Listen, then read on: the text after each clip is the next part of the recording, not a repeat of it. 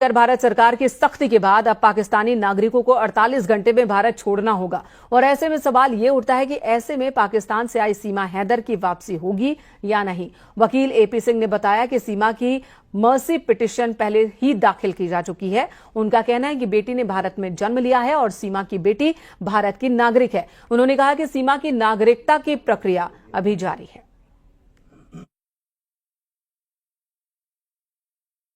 पहलगाम में हुए आतंकी हमले के बाद से भारत ने पाकिस्तान पर कार्रवाई शुरू कर दी और इसी क्रम में भारत में रहने वाले पाकिस्तानी जो शॉर्ट टर्म वीजा पे हैं उन्हें 48 घंटे का समय दिया गया है। लेकिन इन सब के बीच एक सवाल जरूर उठने लगा है। वो सवाल है पाकिस्तान से आई सीमा हैदर को लेकर और इस पूरे प्रकरण में यह सवाल उठा है कि क्या पाकिस्तानी महिला सीमा हैदर अब भारत में रहेगी या वह पाकिस्तान वापस जाएगी। इन सब के बीच न्यूज 18 से बातचीत के दौरान एपी सिंह जो सीमा हैदर के वकील हैं, उनका कहना है कि मर्सी पिटीशन पूर्व में ही दाखिल की जा चुकी है और साथ ही क्योंकि सीमा हैदर ने बेटी को जन्म दिया है और उस बेटी को भारत की नागरिकता मिली हुई है। फिलहाल मां और बेटी दोनों अस्पताल में एडमिट हैं। साथ ही यह भी कहा है कि जो भारत की नागरिकता है सीमा के लिए उसकी प्रक्रिया जारी है और कानूनी दांवपेच में अगर कोई भी डॉक्यूमेंट्स की जरूरत होगी वो भारत सरकार को उपलब्ध कराए जाएंगे।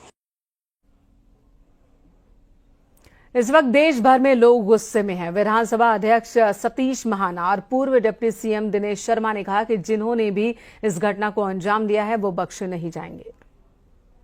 जो धर्म, जो सनातन सर्वे भवन्तु सुखिनः का बात करता है, वसुधैव कुटुम्बकम की बात करता है, उसके ऊपर कोई अलगाववादी लोग प्रहार करते हैं तो पीड़ादायक है। तो इस प्रकार के अलगाववादी लोगों के समर्थक भी बहुत सारे देखने को मिले हैं। इस समय आज मैं उस विषय को नहीं लूंगा, लेकिन उनके समर्थक भी देखने को मिले।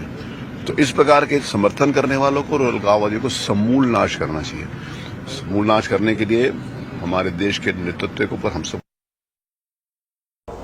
पाकिस्तान के जो पस्त हुए हौसले रहे हैं वो समय समय पर फिर कुछ उकसाने की घटनाएं करते हैं। लगातार डिनाई कर रहा है कि उसका कोई हाथ नहीं। अब ये कूटनीतिक विषय है और हमारा विदेश विभाग बहुत अच्छी तरीके से इसको देखता है और निश्चित रूप में जो दोषी हैं बख्शे नहीं जाएंगे। उन्होंने ये कहा हम भी तैयार हैं। अब कौन तैयार है कौन नहीं तैयार है ये तो वक्त बताएगा, लेकिन मैं इतना कह सकता हूं कि जो भी दोषी है वो जहां भी होगा वो बख्शा नहीं जाएगा।